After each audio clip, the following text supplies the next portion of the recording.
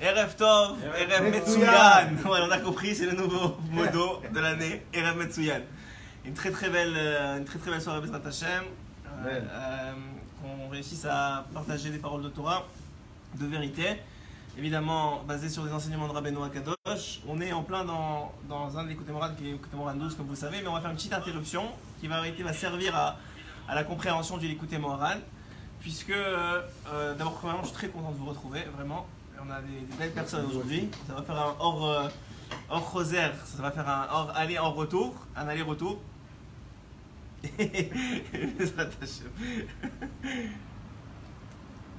Et comme il dit Rabbeinu, que quand tu parles à quelqu'un de Yirat Shamayim ou de Torah, hein, c'est une lumière que tu envoies et qui est reflétée sur toi. Même si la personne ne comprend rien, même si tu lui parles de quelque chose, elle ne comprend pas, la lumière qui est reflétée sur toi te fait mieux comprendre ce que tu viens de dire. Donc, et moi encore plus, si comme Baruch Hashem, on a des gens qui comprennent ici et qui partagent et qui posent des questions, alors on est encore mieux et encore plus comme on partage aujourd'hui à travers Internet, Baruch Hashem. Donc, l'interruption qu'on va faire, elle est très à propos, puisque c'est une interruption à travers la paracha qui vient de passer, la paracha qu'on va voir, qui est sur les deux parachas, donc Lech Lecha, la paracha de la semaine dernière, et la paracha de Vayera de la semaine prochaine, enfin de cette semaine déjà. Et on va voir exactement, en vérité, ça va nous servir à mieux comprendre le concept qu'on a déjà étudié dans l'Écoute Moran 12, mais surtout à l'approfondir et à préparer la fin du l'Écoute Moran 12 qui est particulièrement compliqué et très ardu en Kabbalah. Donc on va essayer, Bezrat Hashem cette année Shmaya, de comprendre ensemble. Vous savez que la paracha de Lech Lecha, donc la paracha qui vient de passer, c'est la première fois qu'on va nous parler d'Avraham Avinu. Avraham Avinu, il arrive à l'âge de 75 ans. Et finalement, il arrive à l'âge de 75 ans et c'est la première fois qu'on nous parle de lui. Pour avoir des enseignements supplémentaires sur les 75 premières années, il faut aller voir le Midrash. Le Midrash, c'est lui qui va nous dire qu'effectivement, c'était le fils de Terah et d'Amtalai Bat Karnevo, c'est le nom de sa mère. C'est une ségoula d'ailleurs, Rabbi Kabbalah, de dire le nom de Amtalai Bat Karnevo lorsqu'on a perdu quelque chose par exemple, ou lorsqu'on a des examens à passer. Alors je sais pas, il y en a qui disent 17, il y en a qui disent 3. La ségoula que je connais sur la perte, c'est 3 fois. Et après ça, il faut dire une certaine phrase que je vous dirai hors cours peut-être si vous voulez. Mais c'est une très belle ségoula pour retrouver les choses, tant et aussi longtemps qu'elles n'ont pas été récupérées par quelqu'un d'autre. Si vous avez perdu quelque chose, qu'il est chez vous, que vous ne le retrouvez pas, ou qu'il est quelque part et que personne n'a récupéré. Comment tu dis ça? 17 fois. 17 fois, c'est ça. 17 fois, c'est la ségoula avant les examens. Mais pour la perte d'un objet, moi ce que j'avais entendu c'est 3 fois.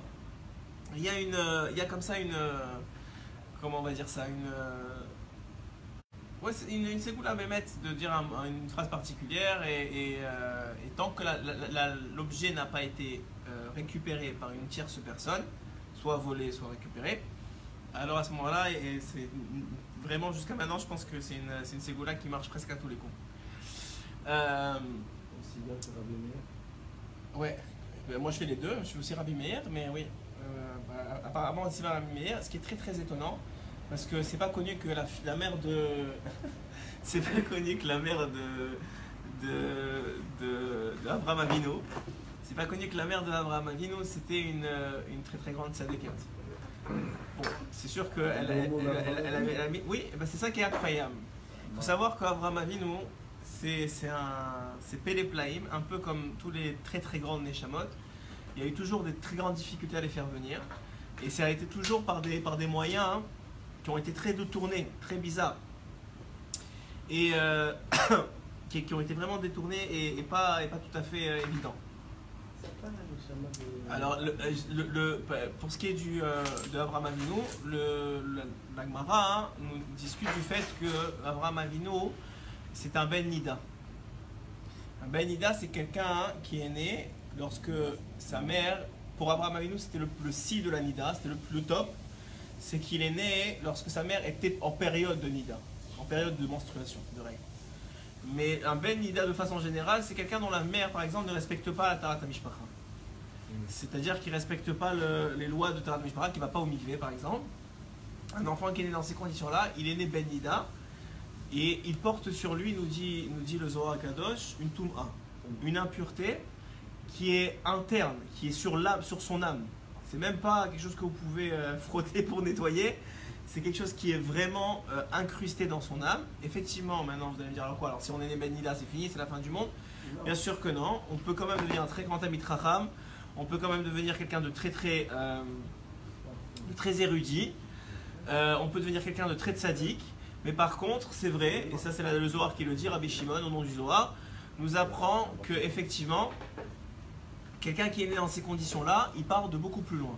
Et ça va être beaucoup plus difficile pour lui de travailler ses midotes, d'être quelqu'un de calme, de serein, d'avoir des midotes qui sont au vote et de réussir dans le domaine. Et parmi évidemment, la Torah c'est le meilleur détartrage, je sais pas comment on dit, détergent de l'âme. Et une mitzvah après l'autre, une étude après l'autre, un travail des midotes après l'autre. Un homme peut bien sûr comme Abraham Avinu, devenir Abraham Avinu. Mais on va voir qu'est-ce qui a mené Abraham Avinu à devenir Abraham Avinu. On va répondre aussi à la question pourquoi est-ce que la Torah commence à en parler seulement à l'âge de 75 ans et pas avant? Puisque finalement, Abraham Avinu, il a cherché Hachem tout le temps. Il y en a même qui disent, selon une opinion, qu'à partir de 3 ans, il avait déjà fait le birour dans sa tête, en tout cas de façon logique, que Hachem c'était le roi du monde, que Hachem c'était le créateur. Il était passé par les nuages, il a vu que les nuages s'en allaient, il a vu la nuit, le jour, les Kochavim, il est passé par tous les astres, etc. Il a dit ok, il y en a toujours un qui dépasse l'autre. Finalement, c'est sûr qu'il y a quelqu'un derrière. Et il avait déjà compris, soit l'opinion la plus commune, c'est l'âge de 3 ans. Il avait déjà compris et déterminé qu'il y avait un créateur. Il faut savoir que Abraham Avinu, comme je vous ai dit, il est né dans une condition de Ben Nida. Et cette condition-là, c'est une condition qui est pesante sur l'individu. Et alors vous me direz, mais alors quoi, Abraham Avinu, c'était quelqu'un d'extraordinaire? Alors Abraham Avinu, c'était quelqu'un d'extraordinaire, c'est vrai. Et c'est devenu quelqu'un d'extraordinaire, mais il faut savoir qu'il a énormément travaillé pour le devenir. Il a énormément travaillé pour le devenir, et c'est d'ailleurs la raison pour laquelle il y a eu tellement d'épreuves. Vous savez que chacun d'entre nous, juste avant l'Ech Lecha, on est passé par la paracha de Noach et du Maboul. Le Maboul, c'est cette pluie diluvienne qui a fait finalement, qui s'est abattue sur l'humanité. Depuis que le Maboul est arrivé, Hachem a promis qu'il n'y aurait plus de Maboul général. Qu'il n'y aurait plus de Maboul général. Et qu'il n'y aurait plus de Maboul général dans le sens que quoi? Dans le sens qu'effectivement, il n'y aura pas de destruction du monde. Mais alors quoi? Mais ça n'empêche pas que chacun peut vivre un Maboul particulier. Un Maboul pratique, individuel. Individuel. Ça veut dire quoi individuel? Ça veut dire que Béhémet, un homme, chacun dans sa vie, il a des périodes où il est bilboulé, où les choses ne sont pas claires dans sa tête, où il ne sait pas comment réagir, où il est pris de surprise par la vie. Finalement, il est dans une situation de bilboul. Et Abraham Avinu, en vérité, à travers lui, on apprend le sens des épreuves. Et du fait que quoi? On apprend le sens des épreuves. Et du fait qu'une épreuve, c'est une épreuve seulement si on t'enlève du da'at. Rabbeinu, il dit que la douleur d'un homme, elle n'est présente que s'il manque de da'at, il manque de compréhension, il manque de connaissance, il manque de vision. Il n'a pas les bonnes lunettes, comme j'ai l'habitude de dire. Il n'a pas les bonnes lunettes. Donc pour lui, le fait de ne pas avoir les bonnes lunettes, ça fait en sorte que quoi? Ça fait en sorte que l'individu, il ne comprend pas ce qui lui arrive. Des fois, il va commencer à paniquer. Il va commencer à remettre en question des choses qui n'étaient même pas remises en question par la situation, juste parce que le fait qu'il bat du vent, il bat dans du vent. Un peu comme quand tu rentres dans un sable mouvant, et que plus tu bouges et plus tu t'enfonces. Donc ça, c'est le principe de l'épreuve. Donc Abraham Avinu, il a eu 10 épreuves. Ce qui est incroyable, c'est que le Zohar Kadosh, il dit quelque chose d'extraordinaire. Il dit que Hachem, il avait choisi Abraham Avinu avant même la création du monde. Abraham, il avait été choisi pour être le père de la nation juive même avant la création du monde.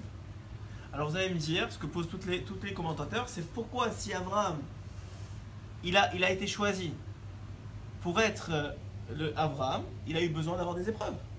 Si Hachem il savait que c'était Abraham, bah c'est tout, c'est bon, il n'y a pas de problème. Mais il est- Alors à ça, deux réponses.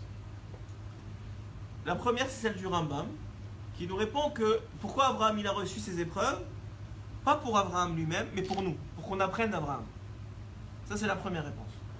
Le Ramban, Nachmanide, il répond complètement autre chose. Une réponse que j'adore. C'est que Abraham, c'est vrai que Hachem, il avait déjà choisi avant la création du monde pour devenir le père de la nation juive. Mais Abraham lui-même ne savait pas qui était Abraham avant les épreuves. C'est-à-dire qu'Abraham lui-même, il n'était pas conscient qu'il était capable de sacrifier son fils pour Dieu. Il n'était pas conscient qu'il était capable de quitter, comme dans l'Echlecha, dans la paracha, son père pour aller dans un pays qu'il ne connaît pas. Il n'était pas conscient de tout ça. Et c'est les épreuves, une après l'autre, qui ont déterminé, qui ont identifié, qui ont mis en exergue le potentiel que Abraham avait en lui. Jusque-là, vous suivez? Ouais? Tout le monde suit? Non, Facha.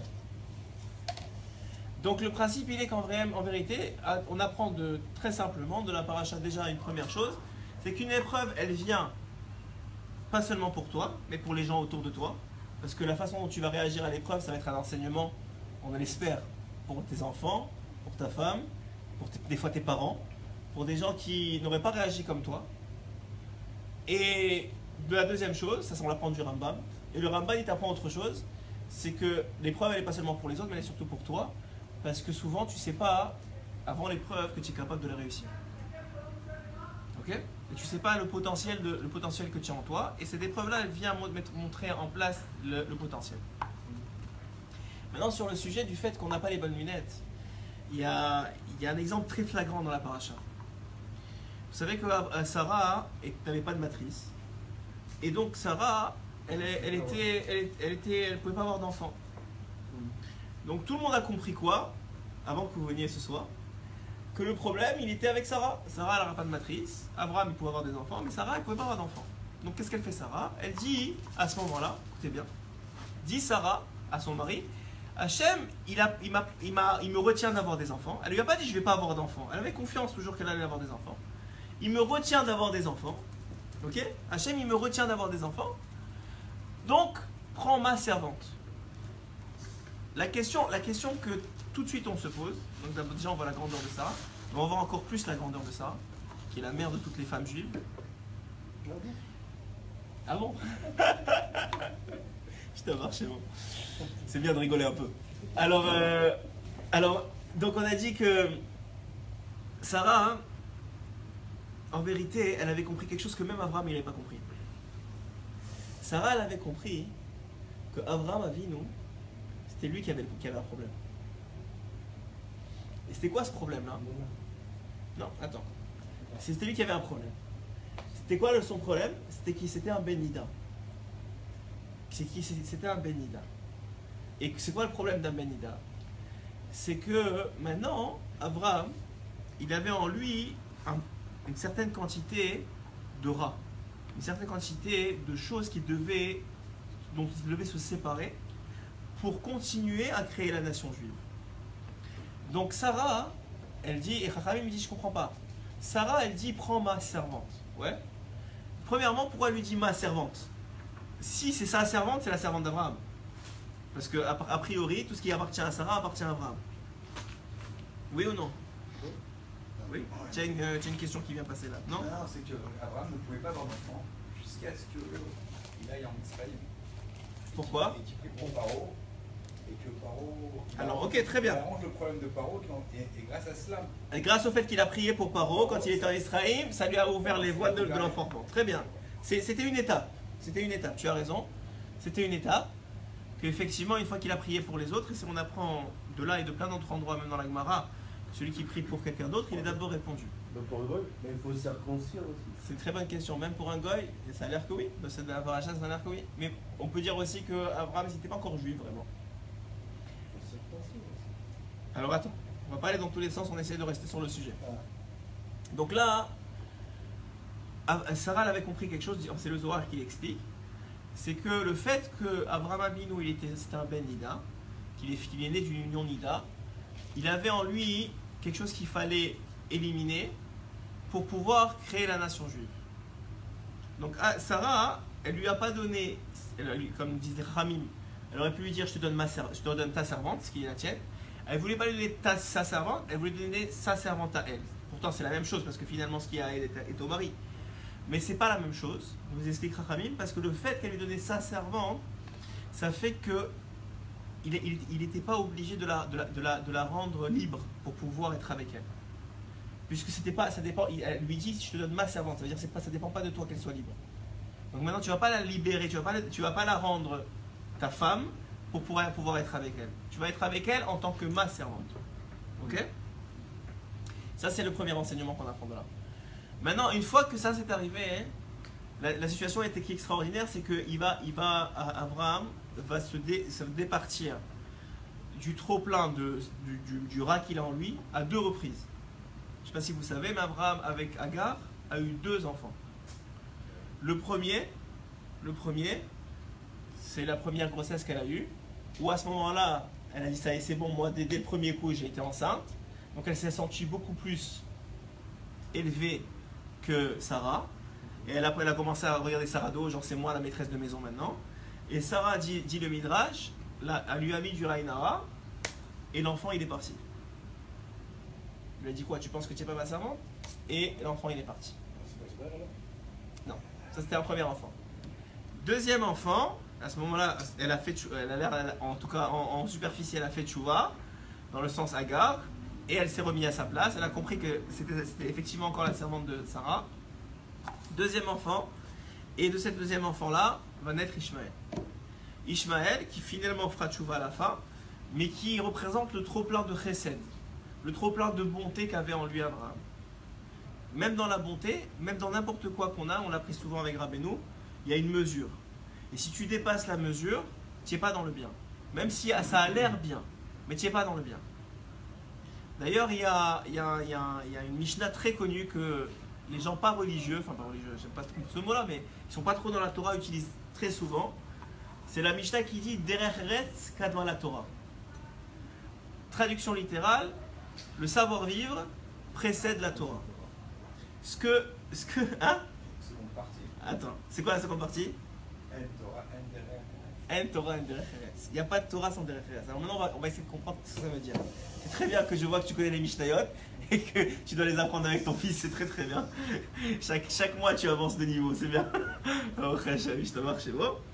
Donc maintenant, on va essayer de comprendre ce que ça veut dire vraiment. Que finalement, c'est pas exactement ce que la Mishnah elle comprend, que ce que tout le monde dit, ouais, attends, je comprends pas, il fait de la Torah, mais il n'a pas de Derech Eretz. C'est pas dans ce concept-là, même si ça a un sens, c'est pas dans ce concept-là que la Mishnah vient t'enseigner quelque chose.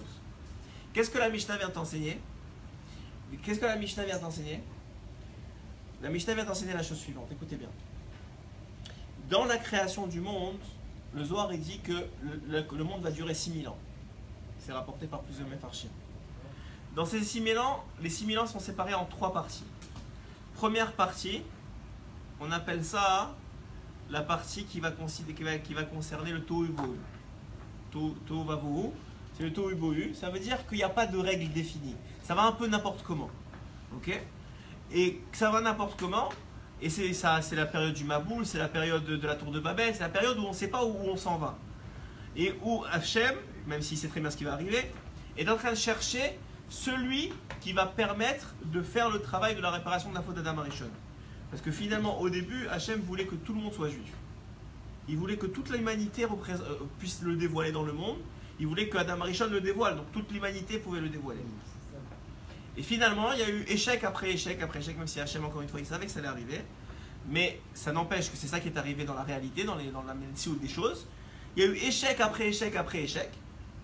Et finalement, on s'est retrouvé 26 générations plus tard, 10 et 10, 20 générations plus tard, 26 c'est Moshe Rabbeinu, 20 générations plus tard, avec Abraham Avinu, qui est la clé de la réussite du projet divin. Mais on va comprendre pourquoi, on n'a pas encore répondu, on n'a même pas commencé Shiur vraiment. On va comprendre pourquoi Abraham Avinu, c'est la clé de la réussite du projet divin. Alors attends, donc là on est à la période d'Abraham Avinu. La première période, c'est ce qu'on appelle Tohu Bohu. D'accord, Tohu Bohu, ça veut dire qu'il n'y a pas de règle définie. Que bon, vous allez me dire, il y avait des Sinoa Noachid. en tout cas entre les 10 générations qui ont séparé Noach et Abraham Avinu, il y avait les 6 lois de Noachide qu'on devait respecter, et même avant, je suis d'accord, très bien, mais c'était très très limité. C'était vraiment très limité. Les 7 lois Noachide. Les 7 lois Noachide, c'était vraiment très limité. Maintenant, le principe, il est quoi? Il est que pendant cette période-là, en vérité, c'était une période où qu'est-ce qui a à gérer le monde? C'est le Derech Eretz.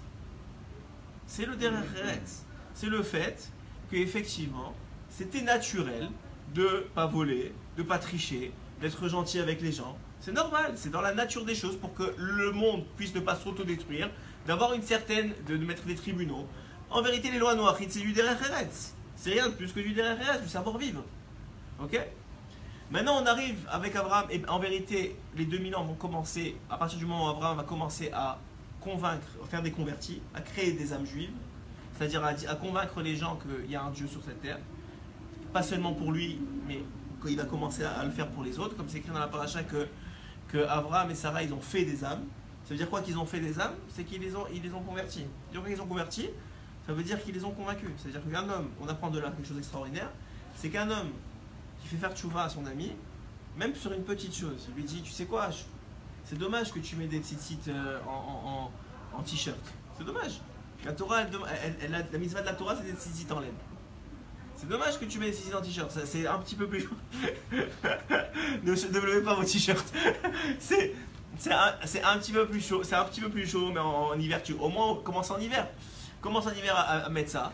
Et tu fais une mitzvah de la Torah. Que l'autre, c'est juste vidéra banane, c'est un rattrapage. Mais la laine, c'est mitzvah de la Torah. Quelqu'un, il a dit ça à son ami comme ça dans une discussion. Il a fait le hors rosaire qu'on appelle. Il a dit une discussion, c'est rentré dans l'esprit de l'individu. Maintenant, cet homme-là, il a décidé, il y a eu une lumière, une certaine motivation qui lui est passée à travers le dibour, et il a pris sur lui de le faire. Il a créé, dans cet aspect-là en tout cas, une nouvelle âme. Pourquoi? Parce que le Gaon d'Evilna nous dit qu'à chaque fois qu'un homme il fait une nouvelle mitzvah, puisque la nouvelle mitzvah lui demande plus de force, à partir du moment où il a choisi de la faire, et qu'il a eu la volonté de la faire, et qu'on a décidé du ciel qu'il méritait de la faire, il reçoit un supplément d'âme. Il reçoit un supplément d'âme. À chaque fois qu'un homme il fait une nouvelle mitzvah, il prend sur lui un nouveau truc, il dit, c'est pour ça qu'on ne peut jamais se dire, mais attends, j'ai déjà pas les forces de faire, comment je vais faire plus? Mais ça dépend, c'est illogique. Selon le Gaon d'Evilna, c'est complètement illogique, puisque c'est normal que tu n'as pas les forces de faire, tu n'as pas encore fait. Tu n'as pas encore décidé de faire. Mais à partir du moment où tu as pris sur toi de faire, et tu t'es mis dedans et tu as dit je vais commencer, tout de suite, d'en haut, on te donne des forces supplémentaires. Ça s'appelle un supplément d'âme. En vérité, cette âme-là, elle t'appartient. C'est juste que tu n'en avais pas besoin jusqu'à maintenant, donc on ne te l'a pas donné. Mais on a comme ça un supplément d'âme.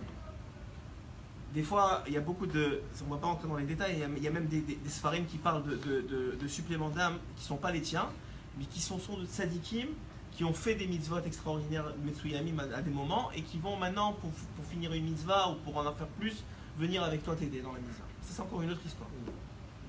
Maintenant, le principe d'Abraham Avinu, où on en était, oui. Donc là, on est dans les 2000 ans, ça s'appelle Derech Eretz. À partir du moment où on va recevoir la Torah, donc avec Moshe Rabbeinu, 26 générations plus tard, après Adam Arishon, on va commencer dans les 2000 ans qui vont s'appeler les 2000 ans de la Torah.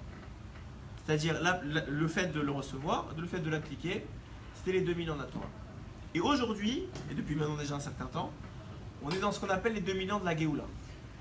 C'est-à-dire que tout ce qu'on fait aujourd'hui, et c'est ce que dit le Rabbi Lubavitch dans un de ses commentaires, c'est plus à l'époque des 2000 ans de la Torah, il faisait les mitzvot pour réparer la faute d'Adam Arishon, pour récupérer les étincelles d'âme, pour faire le travail. Aujourd'hui, on fait les mitzvot seulement pour préparer la Géoula. C'est seulement pour préparer la venue du Mashiach. C'est ce que dit le Rabbi Lubavitch. C'est que la raison pour laquelle aujourd'hui on fait les mitzvot, c'est seulement pour préparer le Mashiach. On a fini la réparation du Tikkun, on est dans une préparation maintenant. On prépare, c'est comme celui, dans les étapes de Shabbat, il y a d'abord le nettoyage, ou quand tu fais de la construction, il y a d'abord tu démolis, et après il y a la reconstruction. Là on est dans la reconstruction pour que quand un Mashiach arrive, il arrive dans un monde qui soit prêt pour lui. C'est pour ça qu'on fait les mitzvot. Parce qu'on arrive à la fin aussi. Oh. Oh, On arrive à la fin. tu as senti la pizza ou quoi? Alors, J'ai senti la douche. bah, au Hachem. Donc c'est bon, tu t'es là, Shabbat, on va reprendre. Alors, donc c'est seulement pour préparer, c'est dans les 2000 dernières années, qui sont les 2000 ans de la Géoula, on est dans une préparation de la Géoula. De la Géoula. Très bien. Donc maintenant, on va comprendre à travers ce Zohar-là, et ce Mamar Chazal, qu'est-ce que ça veut dire Derecheretz Kadmalat Torah. Parce que Rabbeinu, il est dans un enseignement du Likutei Moharan, dans Tignana, le deuxième chélek du Likutei Moharan, dans l'enseignement 78, Tzadikret, il dit là-bas que Derecheretz Kadmalat Torah, c'est en vérité en allusion, et caché dedans, Derer l'Eretz Israël, Kadma la Torah. Parce que Eretz, la seule fois où on appelle Eretz, c'est quoi qui s'appelle Eretz dans la Torah? C'est Eretz Israël. Dit Rabbeinu Akadosh, Rabbi Nachman de Breslev, Derer Eretz Kadma la Torah, c'est Derer l'Eretz Israël, Kadma la Torah. Qu'est-ce que ça veut dire?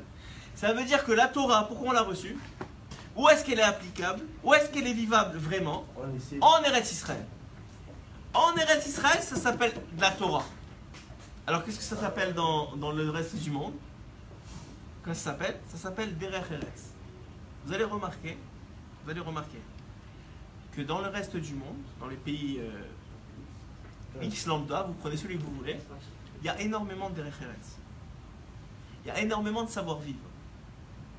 Peut-être plus que dans certaines parties du pays ici, que les gens, quand ils viennent en vacances, même des fois, ils sont choqués.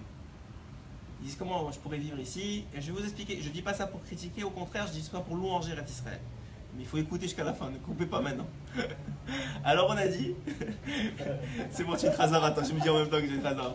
Donc on a dit la chose suivante. On a dit que Derech Eretz, on le remarque que c'est très très présent en Chutz La'aretz, en dehors d'Eretz Israël, où il y a beaucoup de savoir-vivre. Tout le monde te demande pardon 10 fois, on ne te pousse pas dans les queues, on ne te coupe pas, on t'ouvre la porte, etc. etc. Ouais. Très bien. Très très bien, je savais le mot que j'entendais.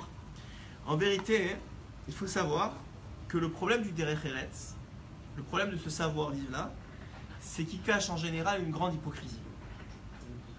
Il cache une grande hypocrisie, il cache la vérité.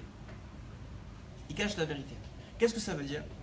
Ça veut dire que quand un homme il agit correctement dans les autres pays du monde, pour être d'accord avec moi ou pas, c'est la Torah qui le dit, donc c'est vrai. Peut-être que vous avez des exemples qui sortent du lot. Je vais en donner un qu'on m'a demandé à Shabbat, qui est un vrai bon exemple. Mais vous allez comprendre qu'en Chutz La'aretz, ça cache des intérêts personnels. Ça cache qu'on veut se faire bien voir. Ça cache plein de choses qui sont finalement une volonté première pour soi. Alors il y a quelqu'un qui m'a posé une très très belle question à Shabbat. Elle m'a dit, parce que j'ai donné l'exemple des Germanimes, des Allemands, qui avait énormément de Derech Eretz, peut-être le pays qui avait le plus de Derech Eretz pendant la période de la Seconde Guerre mondiale, de savoir-vivre, comme on appelle comme ça. Et ils ont été capables de faire les pires atrocités du monde quand même, derrière leurs violons et leurs trucs. Ouais. Et ça prouve ce que la Torah vient d'apprendre déjà depuis des millénaires. Alors il y a quelqu'un qui m'a dit, mais il y a eu parmi les nations du monde des gens qui ont sauvé des Juifs. Et c'est des gens très bien. Et c'est vrai, ça s'appelle les justes du monde. Et encore aujourd'hui, il y en a. Et c'est des gens très très bien. Alors, qu'est-ce que je devais répondre à ça? La réponse, elle est la suivante. Ces gens-là, ils ont une place extraordinaire au Gan Eden. Ces gens-là, ils sont aimés de Dieu. Ces gens-là, ils ont fait la bonne chose. Ils ont sauvé des familles juives, ils ont sauvé des gens. Mais la raison pour laquelle ils ont fait ça, c'est aussi un peu pour eux-mêmes. Vous allez me dire comment ça, ils ont pris des risques, ils pouvaient se faire tuer, etc. Pourquoi c'est un peu pour eux-mêmes? Parce que leur nature profonde, qui était une nature extrêmement belle, extrêmement bonne, ça les empêchait de dormir, de savoir qu'il y avait quelqu'un qui était tué à côté d'eux, qu'il y avait une extermination. C'est-à-dire qu'eux, ils étaient mal avec ça. Donc pour se libérer de ce mal-là, ils ont fait le bien. Mais c'était pour se libérer de ce mal-là. C'est peut-être des guériments en puissance. Oui, peut-être, il y en a qui sont convertis, je dis pas. Je dis pas, c'est des gens très très bien. Mais le profond du profond, c'est un soulagement personnel. Ce qui est différent du juif maintenant qui va le faire parce que la Torah le dit. Et quand la Torah le dit, ça n'a rien à voir avec un intérêt personnel, ou ça devrait pas. si on atteint un certain niveau de Torah, c'est parce que Hachem t'a demandé. D'accord. C'est pour ça que ces gens-là, ça est tombé sur nous, Baruch Hachem, qui ont sauvé des Juifs. Mais si c'était des terroristes, ça les aurait autant fait mal qu'il y ait des disséminations de terroristes. Si c'était Amalek, ils auraient sauvé Amalek aussi. Alors que nous, quand Shaoul il a sauvé Amalek, Hachem il lui a dit on t'enlève la royauté. Tu viens d'exterminer des générations à cause de toi. Parce qu'il a eu trop de pitié. C'est la différence. Maintenant, le principe, il est comme ça. Le principe, il est que l'individu, à partir du moment où il rentre dans la Torah, il va atteindre le vrai Derech Eretz. Le Derech Eretz qui dépend de la Torah. Le problème, c'est celui de Eretz Israël. Le problème, il est que tant qu'il n'est pas dans la Torah, il n'a même pas le coussin du Derech Eretz des nations. C'est pour ça qu'il y a des gens qui viennent, ils sont choqués. Qui voient des gens que Mehmet, c'est une situation que tu as l'impression que tu es en famille. Mais c'est une famille. Vous savez, il y a cette blague très connue qu'on se permet des choses avec la famille qu'on ne se permettrait pas avec des étrangers. Ici, on est en famille. Donc, on ne met pas de gants. Quand il y a des choses, tu dis écoute, je suis pressé, il faut que j'avance, t'avances. Ouais. Alors, si tu n'as pas de Torah pour contrôler ça et pour gérer ça dans les moindres détails, et même si tu as la Torah dans chaque détail, c'est minime. Alors effectivement, ça rentre dans une situation qui est compliquée à gérer au quotidien, pour certains, qui n'ont pas les bonnes lunettes, encore une fois. On va voir c'est quoi les bonnes lunettes. Mais de façon générale, c'est ça ce que ça veut dire Derech Eretz comme à la Torah. C'est qu'avant qu'on ne reçoive la Torah 2000 ans après, il y avait d'abord du Derech Eretz. Ce Derech Eretz là, c'est ce qui est resté dans les nations du monde. Et la Torah, elle est venue remplacer ce Derech Eretz qui est nécessaire lorsqu'on n'a pas de Torah. Mais lorsqu'on a de la Torah, les lois de la Torah dépassent celui du Derech Eretz. C'est-à-dire que si Hachem il te dit, lui tu dois le sauver et lui tu ne dois pas le sauver, c'est Hachem qui décide. Si Hachem il dit à Abraham, et ce qu'Abraham a fait toute sa vie, c'est-à-dire combattre l'idolâtrie, et une des idolâtries c'était sacrifier leurs enfants, et il a crié haut et fort, il se battait contre ça, et quand Hachem il lui a dit maintenant c'est le moment de sacrifier le tien, il n'a pas posé une question. Il a dit c'est le moment, c'est le moment. Comment? Alors maintenant on va essayer de comprendre. C'est quoi les épreuves d'Abraham et comment il a réussi à devenir Abraham et comment, grâce à lui, on va devenir nous des Juifs. La première épreuve, c'est celle d'Abraham Avinu à 75 ans. La question que je vous ai posée, c'est pourquoi on s'est retrouvé qu'on parle d'Abraham Avinu à partir de 75 ans et pas avant. Une des explications que Chazal nous donne, c'est qu'avant, Abraham Avinu, c'était quelque chose de personnel, c'était une quête personnelle. Ça ne concernait pas la Oumma juive, le peuple juif. La Torah, elle vient t'apprendre quelque chose qui doit être actuel jusqu'à aujourd'hui, qui doit être vrai jusqu'à aujourd'hui, qui doit être vivant pour toi jusqu'à aujourd'hui. Si tu n'as pas à apprendre ça, c'est pas écrit dans la Torah écrite. C'est écrit dans le Midrash, c'est même rapporté dans la Gemara. Mais la Torah écrite, c'est seulement pour te dire quelque chose qui est vraiment à 100% pour chacun des juifs de la nation juive, à chaque jour de la vie, jusqu'à la venue du Mashiach, pendant les 6000 ans de l'existence de ce monde. Donc, oui, j'espère un peu avant. Donc, à partir de ce moment-là, vous comprenez que tout ce qui s'est passé avant, la quête intellectuelle qu'a eu Abraham Avinu, de reconnaître Hachem et de faire tout le bilbou qu'il a fait pour trouver Hachem, et même avant de commencer à trouver Hachem, à connaître Hachem au Kazdim, et ne pas se prosterner devant Nimrod, etc. Tout ce que le Midrash va nous apporter, tout ça c'est bien, c'est pour Abraham Avinu, mais ça ne concerne pas encore le peuple juif. Ça l'a construit lui, mais ça ne nous a pas encore construit nous. Quand est-ce on va avoir commencé à être construit? À partir de la parole du dévoilement d'Hachem qui s'appelle Lech Lecha. Va pour toi. De là, Rabbeinu il dit, c'est pas seulement va pour toi. Va pour toi, Rashi, tout de suite il dit, c'est quoi va pour toi? Il dit Rashi. Exactement, je veux dire dans les mots, c'est mieux comme ça, on profite que Rashi, puisqu'on a dit dans notre enseignement du côté Moran 12 qu'à chaque fois qu'on dit un enseignement d'un sage, c'est comme si on l'embrassait. Ouais, c'est comme si on l'embrassait, seulement si on le dit, et on l'embrasse même si on le... Ce qui est incroyable, ce qu'on avait dit dans les côtés Moran 12, on fait le lien comme ça, c'est que même si on le dit, que l'individu étudie la Torah, mais il ne l'étudie pas pour le bien. Il l'étudie parce qu'il veut devenir, il veut qu'on le regarde, ou il veut, je sais pas, pour des mauvaises raisons. Le Tana, il l'embrasse. Il n'est pas content de l'embrasser, mais il l'embrasse quand même. Pourquoi c'est important? Pourquoi c'est important de l'embrasser? Pourquoi quand même il faut l'embrasser? Il faut que le Tana descende de sa place au Gan Eden pour venir embrasser quelqu'un qui dit quelque chose en son nom, même s'il n'étudie pas la Torah Lishma. Parce que grâce au fait qu'il l'embrasse, il sort de lui la Touma, c'est-à-dire l'impureté qui habite ses paroles. Et grâce à ça, grâce à cette impureté-là, il arrive à donner de la force au côté gauche, qui est le côté, ça c'est le côté moral qu'on va enseigner en ce moment, qui est le côté qui donne de la richesse et du kavod à tout le monde entier. C'est-à-dire que on sait que tout dépend du peuple d'Israël, on sait que tout dépend en particulier des tzadikim du peuple d'Israël. Et quand un tzadik il vient et qui vient prendre de cette parole-là de quelqu'un qui n'a pas dit les Shem Shamaim, il vient donner de la force quand même au côté gauche qui s'appelle le côté de la richesse et du kavod du monde entier. Et quand il vient donner de quelqu'un qui parle des paroles de Torah pour les paroles de Torah, comme Rabbeinu Akadosh, alors lui, il vient prendre du côté droit et il donne de la spiritualité. Il donne de la spiritualité au monde. Il donne le plus grand chesed qui existe dans le monde, c'est-à-dire de la vie. La vie de la Torah. Donc dit Rashi, Lech lecha lahana techa. C'est pour ton plaisir que tu vas partir maintenant. Ul tovatecha, et c'est pour ton bien. Ouais, Toda. C'est pour ton bien que tu vas partir. Il lui a pas dit où encore. Là-bas, dans l'écoute à la prod, Rabbi Nathan il explique pourquoi il lui a pas dit tout de suite où partir.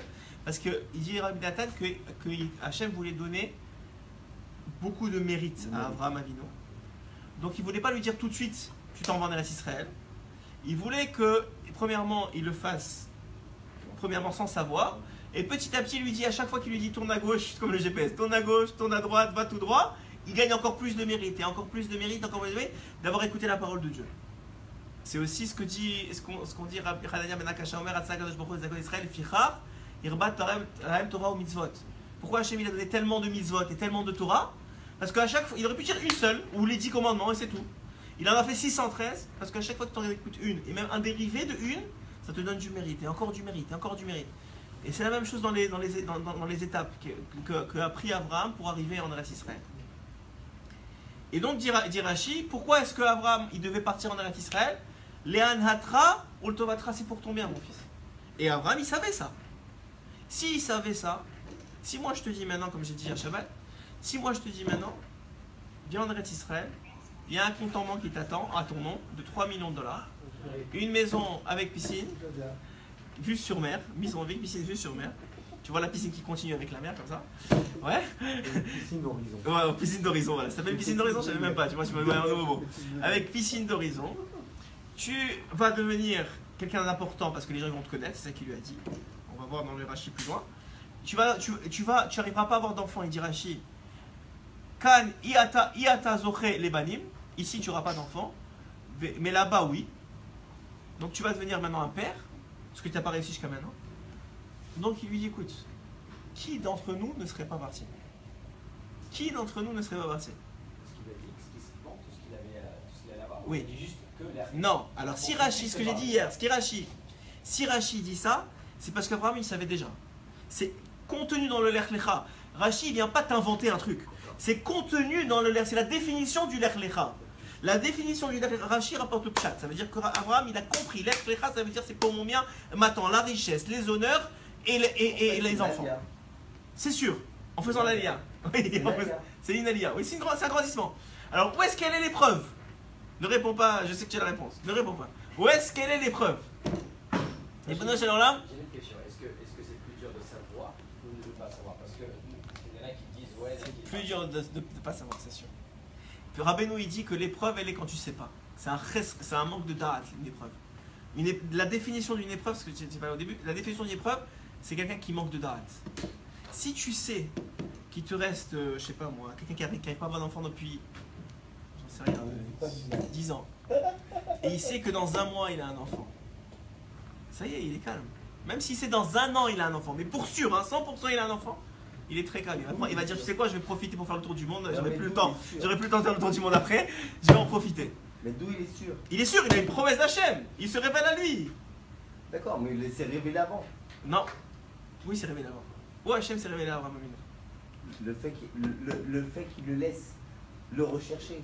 Non, ça change rien. C'est pas une révélation directe. Là, il y a une révélation directe, la Klecha. C'est la première révélation directe qui existe. Alors attends, écoutez bien. Où est-ce qu'elle est l'épreuve? J'ai besoin d'une réponse. Il y a des gens qui répondent sur internet. Où est-ce qu'elle est l'épreuve? On peut la dire ou pas? Non, pas toi. Toi, tu peux pas dire.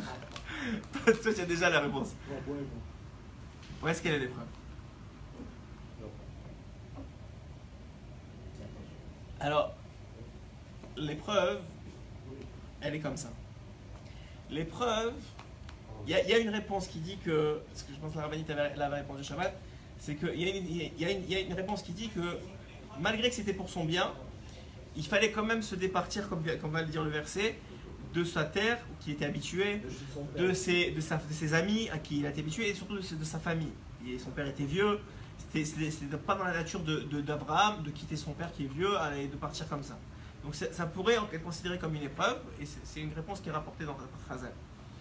Maintenant, l'épreuve qui est la plus belle, c'est moi la réponse que j'adore, c'est que l'épreuve, elle n'est pas au moment que Hachem il dit à Abraham Lech Lecha, va pour toi. C'est pas là qu'est l'épreuve. L'épreuve, c'est le début de l'épreuve. Mais l'épreuve se concrétise lorsqu'Abraham il arrive en Eretz Israël et qu'il a la famine, donc ni argent, qu'il n'a pas d'enfant, puisqu'il va avoir Israël seulement, celui qu'on lui a promis seulement à 100 ans, donc 25 ans plus tard. Et il n'est pas plus connu que Haran. Au Haran, il faisait des convertis à tout va, et que là, il n'est pas du tout plus connu. C'est là où elle devient l'épreuve. C'est qu'à ce moment-là, Abraham, il n'a pas de question. Il n'a aucune question. Il ne pose pas une question. Il ne dit pas Hachem, tu m'as promis. Hachem, j'ai quitté mon père. Hachem, j'ai quitté ma famille. Hachem, je suis. Hein? Pourquoi? Il ne dit pas pourquoi. Il ne dit pas comment. Il ne dit rien. Il ne dit rien. Ah. Alors, vous avez la réponse à la prochaine question. C'est quoi une épreuve dans notre vie pour être de la vie d'un juif? C'est quoi une épreuve? C'est les épreuves d'Abraham Avinu. C'est quoi les épreuves d'Abraham Avinu? C'est des épreuves de Emouna. Les épreuves d'Abraham Avinu, de tous les juifs jusqu'à la fin des temps, c'est seulement des épreuves de Emouna. C'est pour ça que Rabbeinu il dit, tu sais comment tu évalues le niveau d'un tzaddik? C'est en fonction de son niveau de Emouna. C'est pour ça que Rabbeinu il a dit à la fin de sa vie, si je faute maintenant tout de suite, je ne descends pas de mon niveau spirituel. Parce que ma Emouna en Hachem, et on va définir ce que ça veut dire, elle ne bougera pas. Malgré que j'ai fauté, je n'aurai pas moins d'Emouna, donc mon niveau spirituel il ne va pas bouger. Dire à Benoît Kadosh, tu sais ce qui définit le niveau spirituel d'un homme? Sa Emouna. Et tu sais comment on sait quand est-ce qu'il a de la Emouna? Dans l'épreuve. Quand il est dans l'épreuve. En réalité, toute épreuve est pour le bien. Oui. Ça, C'est un niveau de Emouna. On va voir les différents. On va voir. Non, c'est pas seulement ça. C'est pas seulement ça la Emouna, mais tu as raison que tout est pour le bien. C'est ce que disait Rabbi Akiva dans la Gemara. On l'a souvent rapporté. C'est le écoutez-moi Randalet. Mais on va y aller étape par étape. Premièrement, il faut comprendre un enseignement très bien. On a parlé d'abord d'Abraham Avinu, comment il s'est construit en tant qu'individu, à travers le fait qu'il a dû se dépasser, à travers le Banida, etc. Ensuite de ça, maintenant, on a compris que quoi? Que pour devenir une nation juive, il faut passer des épreuves. Ces épreuves-là, c'est toujours des épreuves de Emouna. Toujours. C'est des épreuves de foi. Ok? La première, c'est l'exemple le plus parfait, c'est celui de l'Ech Lecha. On lui promet monts et merveilles, il arrive en Eretz Israël, c'est une catastrophe. Il est obligé de quitter Eretz Israël, de partir en Mitzrayim. Et il n'a pas de réponse, il ne sait pas pourquoi. Et en Mitzrayim, on lui vole sa femme. Et il se retrouve tout seul. Et il ne pose pas de questions. Il continue à prier, il continue à croire. Attends. Il continue à prier, il continue à croire. Et il trouve des solutions. Et il avance. Après, on va expliquer pourquoi il est parti en Mitzrayim. Qu'en vérité, c'est vrai que tout est pour le bien. Mais dans l'épreuve, tu ne sais pas que tout est pour le bien. Tu crois que tout est pour le bien. Mais tu ne le sais pas. Hein? Quand il a requitté, c'est un manque d'émouna. Non. Pourquoi non? C'est pas un manque d'émouna. Il prépare le terrain. Il prépare. Alors là, parce qu'il fallait préparer le terrain. Il prépare le terrain.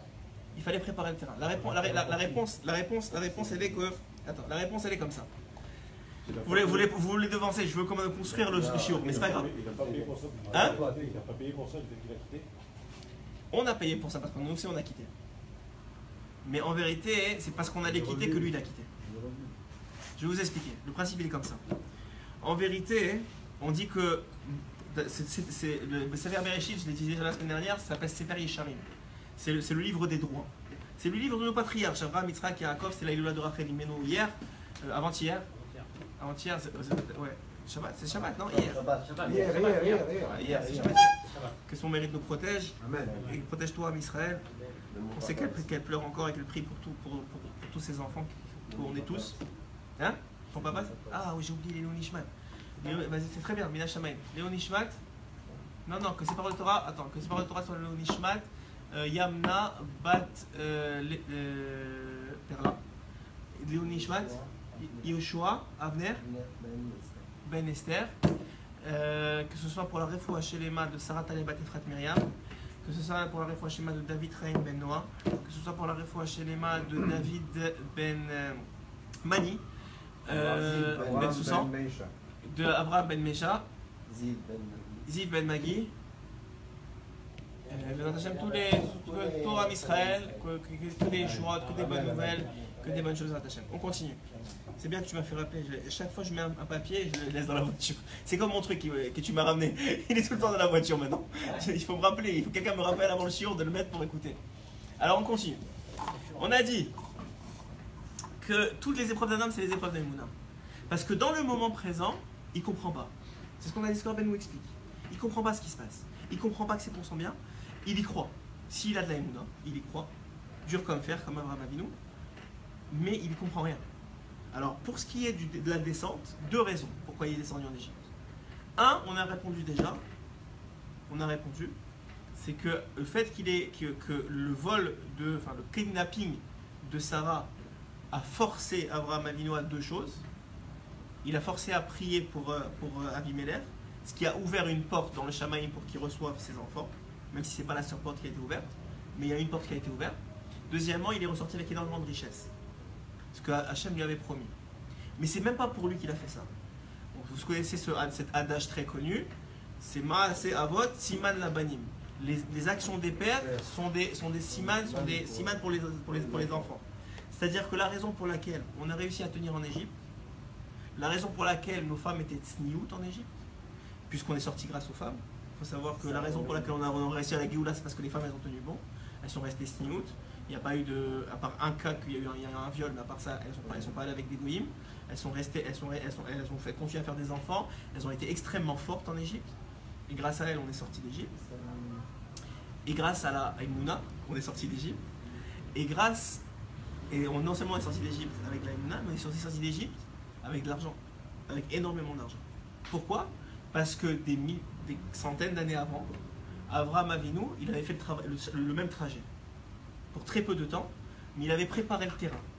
Abraham Avinu, nous dit le Esh Moran, lorsqu'il est descendu en Égypte, il a compris qu'il y avait quelque chose qui allait pas. Parce que vous savez que sur le chemin, il a vu, le Torah nous dit qu'il a vu sa femme. Il a vu comment elle était belle, il a dit oh, il y a un problème. Quel problème? Tu es marié depuis longtemps, je ne connais pas ta femme. Il a dit, alors, le pshat pachout, c'est que il y a un pshat qui dit que, et je pense que c'est Rachid qui le rapporte, qui dit que le voyage normalement, le voyage normalement, il affaiblit la beauté d'une femme. Il a vu qu'elle était même plus belle. Elle avait une lumière extraordinaire interne qui ne dépendait pas des maquillages et des choses comme ça. C'est une lumière qui vient de l'âme, qui transparaissait. D'ailleurs, c'est la lumière qui a fait que lorsqu'il l'a mis dans la boîte et qu'il a sorti de la boîte, comme le dit le Midrash, et que tous les serviteurs de Paro, ils ont vu cette lumière-là, tout le monde voulait se battre pour savoir qui allait l'amener chez Paro, qui allait avoir le mérite, parce qu'ils étaient sûrs que Paro allait la prendre. Elle avait une telle lumière sur elle, ça a illuminé l'Égypte. Et nous dit le Midrash, c'est comme si c'était la nuit et il faisait jour. Tellement il y avait une lumière de spiritualité qui émanait de Sarah Imenu. Donc Sarah, ça c'est la première réponse. Mais le Hashmaran, il amène un chidouche incroyable. Il dit que la raison pour laquelle il l'a vu, il s'est inquiété, il a dit attends, mais elle est belle ma femme. C'est que la façon dont il l'a vue à l'approche de la Toum'a qui a commencé à rentrer en lui de Mitzraïm, il n'avait jamais vu avec ses yeux-là. Avec la ta'ava qu'il a eue de sa femme. Le désir, c'était un désir qui, Abraham Avinu, quand il désirait sa femme, c'était un désir spirituel. Mais quand il est arrivé en Égypte, il a commencé à désirer physiquement. Il a dit non, non, c'est pas possible. Nulle part dans le monde, il y a ça. L'Égypte, c'est le Siatouma. C'est la Herva Ta'aretz, comme on dit. C'est l'endroit, hein, c'est l'organe génital du monde. C'est l'endroit où toutes les étincelles divines qui ont été perdues au moment des 130 ans de Adam Arishon qui a fait Zera Levatala se sont retrouvées. On a déjà fait ce sur-là. Hein? Et il se saute, exactement. Il a compris, il a dit wow, ici il y a quelque chose qui se va pas. Et il a compris que c'était pas pour lui. Mais il a compris très peu, c'était pas encore clair dans sa vie. Après, on a compris que s'il n'avait pas fait ça, on ne serait jamais sorti d'Égypte, là. Et encore moins grâce aux femmes et leur signoute que Sarah et Mina avaient déjà préparé, et encore moins avec de l'argent. Un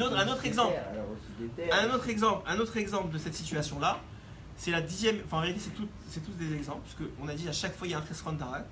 C'est très beau de trouver dans la Torah la réponse à l'épreuve qu'il n'avait pas Abraham Avinu au moment où il a passé l'épreuve, sinon ça n'aurait pas été une épreuve, mais que nous on a aujourd'hui. Et ça nous donne l'Aïmouna. Abraham Avinu, la 10e épreuve, c'est la Akedat Yitzhak. La 10e épreuve, selon la plupart le Rambam le rapporte, la plupart des commentateurs, c'est la Akedat Yitzhak. C'est le sacrifice de son fils, qui va contre ses valeurs complètement, et on lui demande de sacrifier, il se lève tôt, et encore une fois, Siman Labanim, ça va contrecarrer les Bilam des années plus tard, et qui lui aussi va se lever tôt, mais pour à ce moment-là maudire à Israël, et Hachem va lui répondre, la Gemara le dit, Hachem va lui répondre, Abraham Avinu t'a déjà précédé, il s'est déjà levé tôt pour faire ce que je lui ai demandé, sans poser de questions encore une fois, sans jamais poser de questions. Il se lève, il va. Attends, il va. Maintenant, c'est une épreuve énorme. On lui a promis, Hachem lui a promis, que c'est de Yitzhak que va descendre sa descendance. Que c'est pas, non seulement parce qu'il y a deux promesses. Hachem lui promet d'abord que sa descendance va être aussi nombreuse que le sable, que les grains de sable. Et Avraham Avinu ne se suffit pas de cette bracha, il redemande une autre bracha, dit le Midrash, et la Torah nous donne la deuxième bracha, et sera aussi nombreuse que les étoiles. C'est quoi la différence entre les étoiles et le sable? Le sable c'est matériel. Tu peux avoir une descendance qui est nombreuse, mais c'est pas des tzadikim. C'est des gens, bon, ils sont très très matérialistes. Genre. Il y a beaucoup de Chinois dans le monde, mais c'est pas tous des tzadikim. Je respecte tout le monde, mais les Chinois et les autres, mais c'est pas tous des gens qui sont empreints de spiritualité. Il y en a, mais c'est pas l'horreur. Ils voulaient une descendance nombreuse, mais qui soit proche d'Hachem, qui soit collée à Hachem, qui soit des représentants d'Hachem dans le monde. Ça, c'est les étoiles du ciel. C'est la deuxième bracha. Et donc là, on lui a dit, Yitzhak, c'est lui qui va porter ça. Les étoiles du ciel, elles vont venir d'Yitzhak. Le reste, parce qu'il a eu d'autres enfants que Yitzhak. Le reste, le sable, ça peut être les autres. Mais les étoiles du ciel, c'est Yitzhak. Et on lui dit maintenant, sacrifie ton fils. Et le Zohar nous dit qu'il l'a sacrifié. Il l'a tué. Il l'a vraiment sacrifié. Je sais que la plupart des commentateurs, et même la Gemara en parle, qu'il y a marloquette, qu'effectivement, est-ce qu'il y a eu mort ou pas, enfin, est-ce qu'il a tué ou pas, mais le Zohar dit il l'a tué. L'âme de Yitzhak a quitté le corps de Yitzhak. Vous imaginez l'intensité, j'espère que je vous le correspond correctement, l'intensité de l'épreuve d'Abraham Avinu. Et à ce moment-là, dit le Zohar, là, il y a un miracle. Il y en a qui disent tout de suite, il y en a qui disent qu'il y a un laps de temps. Et Yitzhak va récupérer son âme. Regardez comment c'est beau. Le Zohar t'apprend quelque chose d'incroyable qui doit être vrai, qu'on doit avoir la foi à 100% que c'est vrai. C'est que si Hachem il t'envoie une épreuve, c'est effectivement pour te dévoiler qui tu es, c'est pour te faire grandir, mais c'est surtout pour ton bien. C'est parce que de cette épreuve-là va sortir quelque chose qui ne pourrait pas sortir si tu ne réussis pas l'épreuve. Abraham Avinu, on lui a promis qu'il allait avoir une descendance. Et on lui demande de tuer la seule porte de sortie qu'il allait avoir cette descendance-là. Il le fait. Dit le Zohar Kadosh que c'est pas ce qu'il a fait qu'il allait avoir la descendance. Comment ça? Dit le Zohar, quelque chose d'extraordinaire, que Yitzhak est né avec une neshama masculine et féminine à l'intérieur de lui. Et qu'il était impossible pour lui d'avoir des enfants. Et que lorsque Abraham Avinu a fait le sacrifice d'Yitzhak, il a permis à la neshama de monter. La neshama qui est redescendue chez Yitzhak, c'est seulement la masculine. Et tout de suite après, vous verrez dans la paracha de cette semaine, qu'est-ce qu'on annonce même dans la fin de la paracha de la semaine dernière, qu'est-ce qu'on annonce à Abraham? La naissance de Rivka. la Neshama féminine a été capable de descendre. Tout de suite après, on annonce la naissance de Rivka. Dit le Zohar Kadosh, c'est parce qu'il a sacrifié son fils qu'il a eu une descendance. Mais ça, il ne le savait pas au moment où Abraham il l'a fait. Il avait de la émouna, de la foi.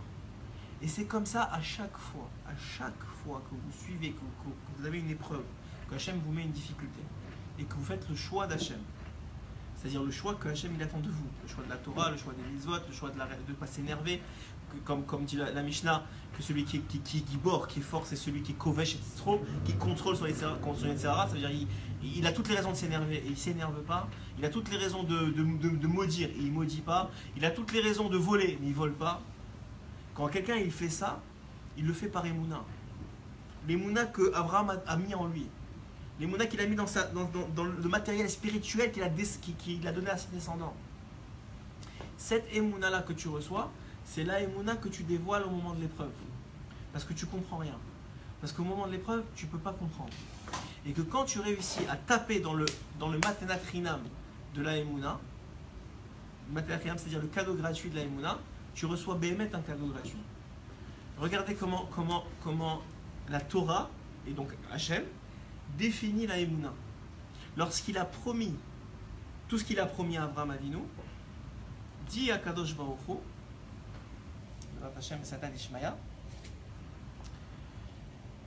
voilà ce que dit la Torah. Veheemin Bachem, et on parle d'Abraham Avinu, il a eu foi en Hachem, Vayarcheveha lo tzedaka. Et Hachem lui a compté que sa foi, c'était une tzedaka. Tu veux donner de la tzedaka? Vous savez que la tzedaka, c'est d'ailleurs écoutez-moi, 13, c'est le prochain qui parle de la tzedaka. La tzedaka, c'est un niveau pour ouvrir des portes dans le ciel, pour te ramener du shefa. C'est l'une des meilleures façons pour débloquer les conduits de shefa qui descendent sur l'homme. C'est de donner de la tzedaka, de se départir de tavat mammon, du désir de l'argent. Un homme, il fait descendre le shefa grâce à la tzedaka. Tu sais, la plus grande tzedaka que tu peux faire dans ta vie, c'est la Emouna. Parce que c'est la tzedaka que tu fais directement à Hachem. Tu veux faire une tzedaka, tu veux donner de l'aumône, je ne sais pas si c'est pas un bon mot l'aumône. La tzedaka, c'est pas de l'aumône, c'est un don de soi. Tu fais un don de soi à Hachem, tu as foi en lui. Quand tu as de la Emouna, ça s'appelle la tzedaka, dit Hachem. Regardez ce que dit Rashi. Rashi va donner encore une plus grosse. Alors, regarde ce que dit Rashi. C'est pour ça que je voulais te parler de Rashi. Il dit Rashi, si je le retrouve, Vehemin Bachem, c'est quoi avoir foi? Lo sha'al lo hot. Il n'a pas demandé de preuve. Il a promis plein de choses, il n'a jamais rien demandé. Comme tu as dit, pas de pourquoi, pas de comment, pas rien, jamais. Ça s'appelle la Emouna. C'est la preuve qu'il a de la Emouna, c'est qu'il ne pose pas de questions. Une fois, il a posé une question. Quand il a promis Eretz Israël. Pourquoi il est parti Écoutez-moi, 27. Il a promis, une fois il a manqué d'Emouna, c'était la réponse à Kamos. C'est quand Hachem il a promis la terre d'Israël, il a dit à Abraham Avinu, il a dit à Hachem, Bama Eda, comment je saurai? Il dit Rashi, exactement ici, c'est le prochain Rashi, c'est bien que tu nous devances. Il dit Rashi, quand est-ce qu'il a demandé une seule Bama Eda, comment saurais-je? Lo sha'al lo hot, il n'a pas demandé une preuve, mais il lui a demandé, c'est quand même un manque de émouna parce qu'il lui a dit Hodiaeni be'ezesrut. Par quel mérite? Par quel mérite mes descendants, qu'ils vont être dans une touma incroyable, ils vont recevoir la terre d'Israël? À cause de ça, on a dû descendre en Égypte. C'est ça que Rabbeinu, ça c'est l'enseignement de Rabbeinu. Rabbeinu a dit pourquoi on est descendu en Égypte? Parce que Hachem, parce que Avram Avinu, il a dit Bamaïda. S'il n'avait pas demandé, on ne serait pas descendu en Égypte. Moi j'aurais compris parce qu'il est descendu directement en Égypte. Oui, tu pourrais dire ça c'est Siman Lavanim. Je répète, alors je pose une autre question. Vas-y. Tu me dis pourquoi la force qu'il a eue, c'était pas poser une question pourquoi Ouais. et tout. Ouais. Pourquoi lorsqu'il a la première chose que moi, c'est de partir directement d'Israël. Lorsqu'il arrive dans Israël, il a vu qu'il y avait la famille, comme tu l'as dit. Ouais. Pourquoi il est pas rentré? Rentré où? Israël. Parce qu'il a compris que c'était pas la volonté divine. Il est rentré, il est ressorti. Il est rentré. Pourquoi il est resté? Il n'est pas resté parce qu'il y avait la famille. Il a compris que c'était pas la volonté d'Hachem. Et c'était vrai, c'était pas la volonté d'Hachem. La preuve, c'est que quand Yitzhak a voulu faire la même chose que son père, Hachem lui a dit oh, calme-toi, tu sors pas d'ici. Oui, c'est non. Il a voulu faire la même chose. Mais c'est Comment il a voulu différent. partir? À quel moment il a voulu Hein? partir? À quel moment il a voulu partir? À Toldot. Quand il a commencé à faire les puits, tu sais, des histoires des puits. Ah oui, Avec d'accord. Il voulait partir, il voulait partir, il a dit non, non, tu restes ici, toi tu peux pas, toi tu es à Ola. Pourquoi on appelle, j'ai dit, pourquoi on appelle l'épreuve la plus difficile d'Abraham Avinu, on appelle ça la Akedat Yitzhak, le sacrifice d'Israël. Il me dit non, c'est le sacrifice d'Abraham Avinu. C'est l'épreuve d'Abraham Avinu. Pourquoi tu l'appelles au nom de son fils? Un très très grand enseignement. C'est que l'épreuve d'Israël était plus grande que celle de son père. C'est quoi l'épreuve d'Israël? C'était aussi l'épreuve d'Emouna. Il dit toutes les épreuves, c'est des épreuves d'Emouna. Donc la Emouna dont a fait preuve Yitzhak était plus grande que la Emouna dont a fait preuve Abraham. Pourquoi? Parce que Abraham Avinu, oui, il savait qu'il allait se faire trancher la tête. Il a dit attache-moi, il a tout compris. En tout cas, il a compris qu'il allait se faire tuer. Il a dit attache-moi, et bien, et tout ça, il s'est sacrifié. Pourquoi c'était une plus grande épreuve? C'était une plus grande preuve de Emouna de la part d'Israël. Parce que Abraham Avinu, de qui il a reçu le commandement? D'Hachem lui-même. Mais Yitzhak, il n'a jamais parlé à Hachem. De qui il a reçu le commandement? De son père, du tzaddik. Il a reçu du tzaddik. Il a été ma'amin dans le tzaddik. De là, on apprend que celui qui est ma'amin dans le tzaddik, il a une plus grande émouna que celui qui est ma'amin seulement dans Hachem. Parce que le tzaddik, finalement, il t'apporte la parole d'Hachem, mais toi, tu ne le vois pas, tu vois un homme. Ou un homme qui devrait être un ange, mais ça reste un homme. Tu vas voir Rav Kanievski, il te donne une bracha ou il te dit fais ça. Ah, mais c'est pas Hachem qui te l'a dit. Ça, c'est Rav Kanievski. Bon, Hachem, je t'apporte chez moi. Et qu'Hachem me prête longue vie et en santé. Mais ça reste Rav Kanievski, ça a l'air d'être un homme. Mais parce qu'il a cru, parce qu'il était avec lui. Quoi? Non, avec le tzaddik. Quelqu'un il te dit viens Ouman. Ouais, c'est même pas un tzaddik qui te dit ça. Et toi tu le fais, tiens, mais tu m'as mis qu'il y aura de la solution. Plus que ça, le Baal Shem Tov, écoutez bien. Le Baal Shem Tov il dit que la Géoula d'un homme, sa délivrance dans une situation quelle qu'elle soit, quand il vient demander une bracha, qu'est-ce qui fait que la bracha se réalise? C'est sa émouna dans la bracha. C'est la croyance. Plus il a de émouna, même maintenant tu crois que maintenant c'est un baba le gars. C'est même pas, je ne parle pas de Rav Kanievski pour Hachem que c'est un vrai tzaddik. Je te parle le gars c'est un baba. Et tu crois dans la bracha du baba, elle va se réaliser. Elle va se réaliser parce que tu crois. Il y a beaucoup de babas. Ouais, il y a des babottes, ouais. mais tu y crois. Et plus que ça, il dit à l'inverse le Baal Shem Tov. Écoutez bien. Il dit à l'inverse le Baal Shem Tov. Quand un homme il est dans une situation difficile, problème de parnassa, problème de calendrier, problème de truc, n'importe quoi. La nature humaine, si tu n'es pas juif, c'est que tu vas commencer à te plaindre. Tu vas commencer à dire à tout le monde regarde ce qui m'arrive. Tu vas commencer et les gens ils vont commencer à par exemple tu approches un bail, tu vas commencer le pire des choses, tu vas appeler ta mère, tu vas appeler ton père, tu vas appeler ta soeur, tu vas commencer toute la famille. Finalement quand tu seras réconcilié avec ta femme, c'est toute la famille qui sera en guerre avec elle. Pour les ceux qui ne sont pas encore mariés, je vous préviens, évitez ce problème-là. Déjà soyez intelligent. Quand il y a un problème, garde-le entre toi et Hachem. Pourquoi? Parce que plus tu stresses, plus tu angoisses, plus tu appelles Paul, Pierre et Jacques pour régler le problème, et plus tu donnes du manque de émouna dans le problème, et plus tu donnes de manque de émouna dans le problème, plus le problème il grossit. Plus le problème il a de force. Plus le problème, c'est-à-dire qu'au début c'est un petit problème de rien du tout qui aurait pu se régler en 30 secondes, dans le ciel c'était rien.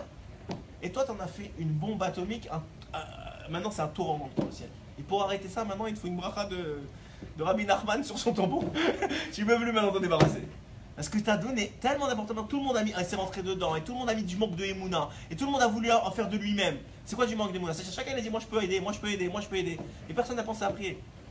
À l'inverse, dit le Baal Shem Tov, encore une fois. Écoutez bien. Ça, je vous dis, c'est du sod en barre. C'est de l'or en barre, ce que je vous dis. C'est ce qui fait de nous des juifs. Dit le Baal Shem Tov, quand un homme il prie, pas chaud, il prie pour son frère qui est malade, il fait un Teilim. Qu'est-ce qui l'aide le plus? Le Teilim ou la preuve de Emouna que l'homme il a fait en lisant le Teilim? La preuve de Emouna. Ce qui aide son ami à guérir, c'est la émouna qu'il a mis dans le Teilim. Et plus il en met dans le Teilim, plus il croit que ça va marcher, plus ça aide son ami. Plus il a de la émouna, parce que le Teilim c'est quoi finalement? C'est la émouna que tu mets dedans, que tu crois Béhémet en Kadosh Baruch Hu, que tu crois que c'est lui qui a les clés de la guérison. plus tu as de Emouna dans ça, et plus tu vas t'en sortir. Merci. Et plus ça aura d'impact. Alors maintenant, je vous ai donné pratiquement tous les sodotes de compréhension de ce que c'est une épreuve, de ce que c'est la réussite d'une épreuve. J'ai une question. Alors vas-y, fais prendre la question. Avant de commencer la question, je vais dire, on aborde la partie la plus importante du shiur, mais la dernière. C'est comment, ouais, avant ça je te pose ma question, après tu poses la question. La dernière partie du shiur va donner la réponse. Comment alors on fait pour devenir Avraham Avinu? C'est-à-dire pour gagner en Emouna. Parce que tout ce qu'on vient de dire, que de ta Emouna dépend presque toute ta vie de juif en tout cas, toute ta capacité de te rapprocher d'Hachem, toute ta capacité. Qu'est-ce qui fait en sorte que tu continues à te lever le matin pour faire des défis? Parce que tu as de la Emouna. Disait le Rabbi Yitzhak Breiter, Zeruto Yagen Alenu, Zatzal, qui a fait la Shoah, il disait quand j'ai vu à la Shoah des gens qui se cachaient pour mettre les téphilines, j'ai compris qu'on allait sortir de là. Quand j'ai vu des gens qui dans le Siatouma, alors qu'ils voyaient leurs frères, leurs familles, leurs femmes, leurs enfants se faire tuer, et qu'on ne comprend rien, qu'est-ce qui se passe? Les gens religieux, pas religieux, de toutes les tendances, ils se font exterminer jour après jour, après jour après jour, et lui, il y a un morceau de boîtier que Hachem lui a dit il y a 2000 ans de mettre, et qu'il a réussi à cacher sous des vêtements, sous un tapis, et qui se passe de personne à personne pour faire la bracha et mettre 5 minutes. Quand j'ai vu ça, j'ai dit on va sortir d'ici.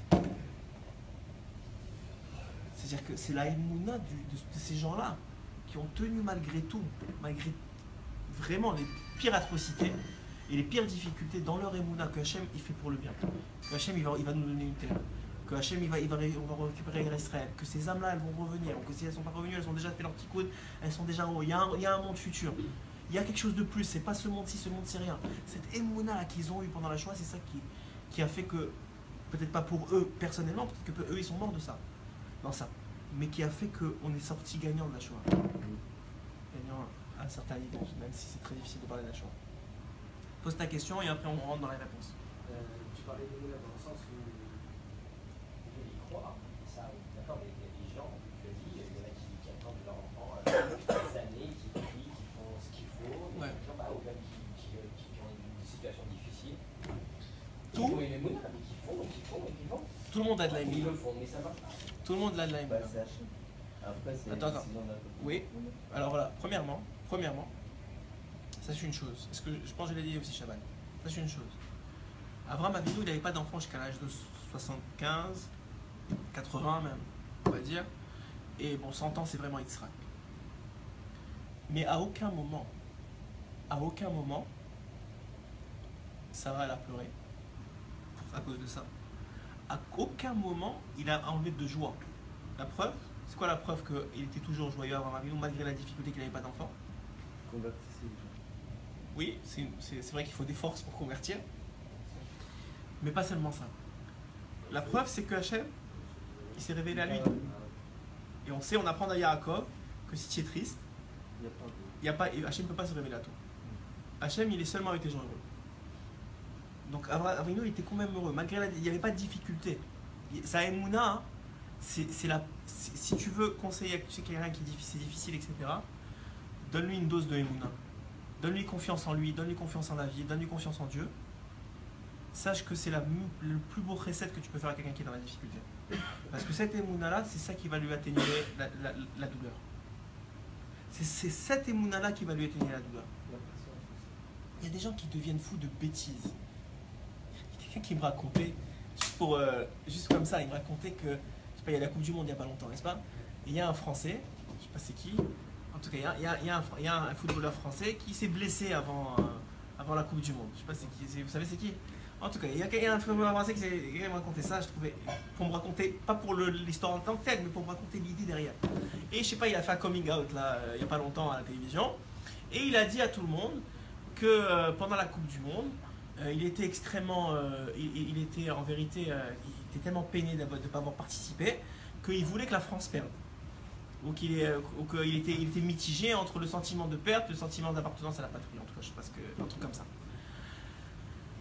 Et le gars, il était détruit, genre, il a commencé apparemment à pleurer pendant l'interview. Enfin, il était détruit du fait que quoi? Que toute sa vie, ça a été autour du foot, effectivement, et qu'il était titulaire dans l'équipe de France, et qu'il devait être à la Coupe du Monde, et qu'il s'est blessé genre un mois avant, et qu'il s'est retrouvé à ne pas gagner la Coupe du Monde. Le gars, il est véritablement détruit à l'intérieur de lui-même. Pourquoi le gars, il est détruit? Parce qu'il n'a pas de Emouna. Dans sa vie, il n'y a pas Hachem qui fait tout pour le bien. Il n'y a pas Hachem qui fait rien. Lui, il voit juste que, écoute, moi je voulais être là, j'étais pas là, j'étais jaloux, c'est tout. Mais pourquoi? C'est la nature des choses. C'est la nature des choses. Chazal, il pose une question. Ils disent que la Gemara, elle dit que lorsque il y a eu la guerre des rois, c'est-à-dire que Avraham Avinu a dû se battre contre les 4 rois pour sauver Lot. Ouais. C'est qui a annoncé à Avraham Avinu que Lot avait été kidnappé? Og. Og Melarabachan. Og. Og, il vient voir Avraham Avinu, il dit, tu sais, ton neveu il est kidnappé, il faudrait que tu ailles le sauver. La Gemara, elle demande, pourquoi est-ce que Og il est venu voir Avraham Avinu? La Gemara répond, parce que Og, il était pratiquement sûr, vu qu'il y avait 4 rois contre Avraham Avinu, qu'Avraham Avinu allait mourir, et il voulait prendre Sarah comme femme. La Gemara, le Chazal, il pose la question, il dit, mais pourquoi tu vois le mal, toujours le mal? Pourquoi tu dis pas que Og, il était gentil, et que Béhémet, il voulait juste sauver Lot? Pourquoi tu as besoin de penser que Og, il voulait prendre la femme d'Avraham Avinu? Il dit, parce que quelqu'un qui a juste du Derech Eretz, et qui n'a pas de Torah, c'est impossible pour Chazal, qu'il a annoncé à Avraham Avinu que sa femme, que Lot a été kidnappé pour son bien. Il fallait qu'il ait de l'intérêt dans l'histoire. Et l'intérêt qu'on trouvait Chazal, c'était la femme de Avraham Avinu. C'est-à-dire que dans la nature de l'homme, et on l'a vu, cet exemple, je trouve, il est incroyable. Le gars, il te dit devant tout le monde, il va se faire lyncher, j'imagine, par la France. Quoi. Pourquoi tu veux qu'on perde? Juste parce que t'es pas là? Je veux dire, sois un peu patriote, je sais pas, quelque chose. C'est un exemple que je vous donne. C'est que le gars, Béhémet, il trouve ça normal de dire devant tout le monde, je voulais qu'il perde. Pourquoi? Parce que j'étais pas là. Parce que quoi? Parce qu'on ne peut pas lui en vouloir, il n'a pas d'émouna. La frustration, elle dépasse. Parce que pourquoi nous, on ne serait pas frustrés ou on travaillerait sur notre frustration? Parce qu'on a de la émouna, on sait qu'il y a Hachem, on sait qu'il y a un monde à venir, on sait que c'est pour notre bien. Maintenant, d'abord, premièrement, c'est quoi la émouna? Alors je vais vous le dire très vite parce qu'on approche du fin du show, je veux Hachem que vous partirez avec quelque chose. Premièrement, c'est quoi la émouna qu'on doit travailler? Et deuxièmement, comment on l'acquiert? C'est quoi la émouna qu'on doit travailler? Il y a 4 niveaux de émouna. C'est des grandes lignes. Évidemment, en vérité, dans ces 4 niveaux, il y a des milliards de niveaux. Et Rabbeinu, il dit qu'on ne peut pas être comme on est. Rabbi Nathan, il doit écouter à la fois de la même façon que dans le Ratson, la volonté. On ne peut pas comparer un individu avec son prochain. Dans la émouna, c'est la même chose. Et Rabbeinu, il a dit, vous savez que Rabbeinu, il était très compréhensif avec tout le monde. Il y a une chose qui demandait plus que tout, c'est qu'il était très makpid, c'est la émouna, vous n'avez pas le droit de ne pas en avoir. Et vous croyez que vous êtes arrivé, vous n'êtes jamais arrivé avec la émouna. Il y en a toujours plus, parce qu'il y a toujours plus de niveaux spirituels à aller chercher. Et même tu dirais, mais attends, le Baal Shem Tov, il montait, il descendait toute la journée. Donc il voyait Hachem toute la journée. Lui, il n'a pas besoin d'émouna. Même lui, il a besoin d'émouna. Il a besoin d'émouna que ce qu'il voit, c'est vrai. Il a besoin d'émouna que c'est pas des bêtises qu'il raconte. Il a besoin chaque fois, c'est un niveau encore plus élevé, encore plus élevé, encore plus élevé de émouna. Il dit, alors maintenant c'est quoi les niveaux? Le premier niveau, c'est la plupart des goïms. C'est pas une remontrance que je fais. C'est comme ça que le système il marche. C'est la plupart des goïms. C'est de savoir qu'Hachem il a créé le monde. C'est un premier niveau d'émouna. C'est Hachem qui a créé le monde. C'est ce que Avraham Avinu arrivait à l'âge de 3 ans. Il a compris qu'il y avait un Boré Olam. Il y avait un créateur. Parce que c'est pas possible que. Il faut vraiment être, excusez-moi le terme un peu stupide, pour croire qu'il y a eu un Big Bang et que ça a créé ça. Même ça, t'imagines, on te raconte, on te dit, tu sais quoi, il y a eu une explosion dans une usine là, pas loin, et ça a créé un tableau extraordinaire. Tout s'est mis en place dans la salle. Une explosion, ça ne peut pas mettre en place rien du tout. Comment tu peux mettre tout en place et faire, hein? C'est le principe de foi de Rambam. Oui. Très bien. Alors il dit comme ça. Il dit c'est pas possible. Donc ça c'est un premier niveau d'émouna, c'est de savoir qu'Hachem il a créé le monde. Mais c'est pas suffisant pour nous. Deuxième niveau de émouna, c'est qu'Hachem, il a créé le monde, et que tout ce qu'il a créé, c'est pour toi, pour ton bien. Tout ce qu'il a fait, c'est pour toi. Tout ce qu'il veut faire dans ta vie, c'est pour ton bien. Tout ce qu'il fait, c'est pour toi. C'est pour que tu arrives à grandir, à devenir meilleur, et finalement à te parfaire, etc. C'est pour toi. Troisième niveau de Emouna, c'est que tout ce qu'il fait, c'est bien. C'est pas seulement que c'est pour ton bien, c'est bien. Ah mais je comprends pas, mais j'ai la Emouna que c'est bien. J'ai la foi, je me travaille, je me bats, je vais prendre des cours, j'appelle un ami quand ça va pas, qui me rappelle que c'est bien. Tu ne vois pas pourquoi c'est bien. Tu ne vois pas pourquoi le fait de sacrifier ton fils, c'est ça qui va te ramener une descendance. Tu ne vois pas pourquoi le fait de partir en Eretz Israël, c'est ça qui va sauver tes enfants. Tu ne vois pas tout ça au moment où tu le fais. Mais maintenant c'est bien, parce que sans ça, j'aurai pas de descendance. Sans ça, mes enfants ils ne sortiront jamais d'Égypte. Donc ça c'est le troisième niveau d'Emouna. Quatrième niveau d'Emouna, c'est le plus élevé. C'est celui qu'Abraham Avinu a atteint. Ça va? C'est celui qu'Abraham Avinu a. C'est un chiot un peu long, mais c'est un chiot tellement yesodi que je ne veux pas le couper. Il faut que vous l'ayez d'un coup. C'est Bémet un chiot yesodi. Tout dépend de la Emouna. Tout, votre judaïsme, votre comportement de mari, votre comportement de femme, tout dépend de la Emouna. La différence, pourquoi vous appréciez, vous vous levez devant un arabe, c'est parce qu'il a plus d'Emouna que vous. Bémet, c'est ça qui l'a fait devenir arabe. Rabbeinu il dit que le tzaddik, pourquoi il est devenu tzaddik? C'est parce qu'il avait plus d'Emouna que l'autre.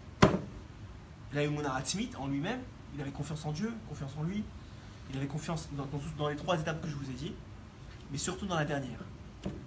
Cette dernière étape, cette Emouna-là, elle a été touchée depuis la faute d'Adam Arishon. La vraie faute d'Adam Arishon, c'est la faute évidemment qu'on connaît, mais ce que ça a amené dans le monde, comme dit le Ben Ishraï, comme dit même Rabbeinu, comme dit le Kutu Halachot, dans Rabbi Nathan, c'est la capacité d'être triste, mais la tristesse en vérité, et la joie d'ailleurs, ça vient soit par un manque de Emouna, soit parce que l'homme il a de la Emouna.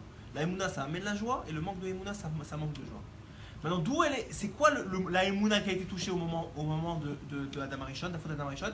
Il faut aller juste avant la faute, au moment de ce qu'on appelle Zohamat Nachash, le venin du serpent.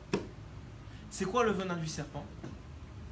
C'est que lorsque le serpent il a commencé à jalouser Adam Arishon, encore une fois, il y a eu une jalousie chez le serpent. Pourtant, il avait été créé par Dieu, il voyait que Dieu existait, mais il n'avait pas encore le niveau suprême de... Il avait les trois premiers niveaux, le serpent, de Emouna. Mais il n'y a pas de niveau suprême. Et de ce niveau suprême-là que avait, avant la faute, Adam Arishon et Chava, à cause du serpent, ils l'ont perdu. Et jusqu'à aujourd'hui, c'est ce niveau-là qu'on essaie de récupérer. Et quand est-ce qu'on a commencé à récupérer ce niveau-là? Avec Abraham Avinu. De quel niveau il s'agit? Le serpent, il voit la situation, il voit que lui, il a ça, il a une peau comme ça, et il voit Adam Arishon avec une lumière extraordinaire qui voit d'un bout du monde à l'autre, qui a été créé après lui, qui est meilleur que lui. Il est jaloux. Il dit, il faut que je le fasse tomber de son niveau. Pourquoi ça rapporte jamais rien de faire tomber personne de son niveau? Il faut mieux, toi, monter de niveau. C'est logique, mais des fois, les gens ils l'oublient. Ils croient que le fait de descendre des autres, c'est ça qui va les faire monter. C'est jamais comme ça que ça marche avec Hachem. Et donc, finalement, le serpent s'approche de Chava. Il vient vers Chava et il lui dit, tu sais cet arbre-là, tu sais pourquoi Dieu ne veut pas que tu le manges? Elle dit non, pourquoi? Hachem nous a dit de ne pas manger, on ne mange pas. J'ai la Emouna, c'est tout. Il dit non, tu sais pourquoi? Parce que lui aussi il a mangé de cet arbre-là. Et c'est ça, qui l'a fait devenir Dieu. Et lui, il ne veut pas de concurrence. Donc, il ne veut pas que vous mangez de l'arbre. D'ailleurs, une petite anecdote que j'ai adorée, que j'ai racontée aussi à Shabbat, je vous la raconte. Il y avait un jour le Rabbi Zouché, très connu dans la Chassidoute, et son frère, le Noam Elimelech. Rabbi Zouché et le Noam Elimelech est en train de parler. Et à un moment, Noam Elimelech, il s'énerve contre Rabbi Zouché. Il lui dit, c'est à cause de toi si on en est là. Toi tu parles. C'est à cause de toi si Adam Arishon il a fauté. C'est à cause de toi. Quoi? Attends. C'est à cause de toi si Adam Arishon il a fauté. Et moi? Qu'est-ce que j'ai fait moi? Il lui dit, on m'a dévoilé hier dans mon rêve que dans Adam Arishon tu faisais partie de la trachée. ton âme, elle faisait partie de la trachée d'Adam Arishon. Et donc, si tu l'avais bloqué, la nourriture, il n'aurait pas mangé. C'est à cause de toi. Vous imaginez comment il parlait à l'époque? C'était des belles discussions. Hein. On m'a dévoilé, voilà, c'est à cause de toi. Et c'est à cause de toi qu'on a quand même échafaudé. Il a dit, t'as raison. J'aurais pu bloquer la nourriture, le faire vomir, et il n'aurait pas ingéré le fruit. Puisqu'il y a une marloquette dans le fruit, on ne va pas dire lequel. Mais le fruit, on va dire. Il dit, mais je vais t'expliquer pourquoi j'ai fait ça. J'ai fait ça Bekavana. Je l'ai laissé manger avec intention. C'était quoi mon intention? C'était que puisque le Zohamat Anachash, le serpent, il a mis du venin dans l'esprit de Adam, Arishon et de Chava en leur disant, si vous mangez, vous allez devenir comme Dieu. Si jamais il n'avait pas mangé, il aurait toujours eu dans un coin de sa tête, en fait, c'est ma volonté, j'ai pas mangé, mais j'aurais pu devenir Dieu. C'est pas même pas un regret, genre, en vérité, je suis meilleur que Dieu parce que j'aurais pu devenir et puis j'ai pas voulu. Et parce qu'il y avait cette cava-là en lui, potentielle, je l'ai laissé manger pour qu'il comprenne qu'il n'est rien du tout par rapport à Dieu. Et que c'est pas cet arbre-là qui a fait quoi que ce soit, que Dieu était bien avant tout ça, c'est lui qui a créé l'arbre et tout le reste avec. Et je l'ai laissé fauter. Maintenant, qu'est-ce que Adam Rishon et Chava, ils avaient comme Emouna avant la faute, qu'ils ont perdu au moment de la faute? C'est la Emouna. Écoutez bien. Ça a l'air très simple. Mais sachez que c'est ça la source de tous les manques de Emouna aujourd'hui. C'est la Emouna qu'Hachem, il t'aime. Rabbeinu, il te dit, c'est ça le plus haut niveau de Emouna. Qu'Hachem, il t'aime d'un amour inconditionnel, qui ne dépend pas ni de tes fautes, ni de ce que tu fais, ni de ce que tu ne fais pas. Qui t'aime de façon qu'il n'y a pas de goût, il n'y a pas de limite. Il t'aime comme plus qu'un tous les pères réunis, avec tout l'amour qu'ils ont pour leurs enfants, c'est pas un millième de l'amour d'Hachem. Et plus tu ressens cet amour-là, et plus tu es conscient de cet amour-là, et plus tu travailles sur la conscience, plus tu as cette émouna-là, plus tu vas devenir un tzaddik extraordinaire. Tout le leitmotiv, le moteur de tous les grands tzaddikim, de toutes les générations de Rabbeinu, c'est qu'ils étaient conscients, ils avaient la émouna qu'Hachem les aimait. Et que c'est impossible. Vous allez dire, attends, je comprends, Abraham Avinu, comment tu peux pas te révolter? Hachem, il te promet monts et merveilles, t'arrives et c'est la famille et t'as la dèche, et t'as pas d'enfant. Pendant 100 ans, comment tu peux être encore heureux? Je suis sûr qu'Hachem il m'aime. Je suis sûr que c'est pas seulement pour mon bien, c'est pas seulement que c'est bien, même si je voulais, je pourrais pas faire mieux. C'est le top du top pour moi. Parce que Hachem il m'aime. Hachem il m'aime à chaque instant, chaque seconde, il est tout le temps avec moi. Plus tu es conscient de ça, plus tu grandis, plus tu exploses toutes les barrières à l'intérieur de toi et tu aides les autres à exploser leurs barrières. Et tu fais des convertis. Et tu es capable d'aider les autres. Parce que tu es convaincu qu'Hachem t'aime. Et le Zohamat Anacha, jusqu'à aujourd'hui, le venin du serpent, c'est ça. C'est qu'il a mis dans l'esprit d'Adam Arishon et de Chava, à travers son dibour, à travers sa parole, que peut-être finalement il ne m'aime pas tellement. Et c'est ce qui fait que 99% des gens, à part Abraham Avinu, s'ils étaient vraiment en Israël, ils seraient partis dans une ratzvout, dans une tristesse. Attends, je comprends pas, ça fait. Tu m'as promis monts et merveilles, j'ai quitté mon père, j'ai quitté ma famille, j'ai quitté tout ça, j'arrive en Israël, c'est la catastrophe. Attends, mais c'est sérieux, c'est sérieux Dieu, tu te moques de moi, tu joues avec moi, je suis un pion pour toi. Est-ce que 99% des gens ont raison? Abraham Avinu, il n'a pas dit ça. Pourquoi? Parce que c'est impossible dans la tête d'Abraham Avinu qu'on ait un pion pour Hachem. Il est convaincu qu'Hachem il nous aime et qu'il fait que pour notre bien. Et ça, c'est un travail. Et ce travail pour monter les dargas de l'Emouna, on va finir sur ça. Je pense que c'est le plus important du shiur. C'est comment on fait pour acquérir ça. Comment on fait? Alors vous allez voir, c'est extrêmement simple, mais c'est pourquoi c'est simple? Parce que Rabbeinu, il a donné le secret. Il connaît déjà le secret. Le secret, le plus simple de toute la création. C'est le secret le plus simple. Mais pourquoi c'est aussi simple? Pour qu'on puisse l'appliquer. Pour que même le gars qui est en Thaïlande, qui est loin, qui ne connaît pas Hachem, que ce que tu veux, il soit capable de l'appliquer. Même celui qui n'a pas de Torah en lui, même celui qui a que du Derech Eretz, même celui qui n'a pas de Derech Eretz, il soit capable de l'appliquer. Ce secret-là, il est dans l'écouté Moharan, même Dalet, Tiyana. Et je vous dis juste la phrase, vous allez tout de suite comprendre. Et là, une seconde. Le secret, c'est le suivant. Écoutez bien. On fait un peu de suspense aussi. Même Dalet. Le secret, il est comme ça. Oh, même Dalet. Ah, merci. Pour le secret, tu as mis le chargeur. Oh, tiens, je te barre chez moi. Ah, je suis pas en Yana. Je me demande pourquoi c'était pas le même. Bezrat Hashem et Sefer Yishmaga. On va se mettre Rabbeinu Akadosh. On va y arriver. Du Ved, du Velef. Allez, sors-le-moi. Prête.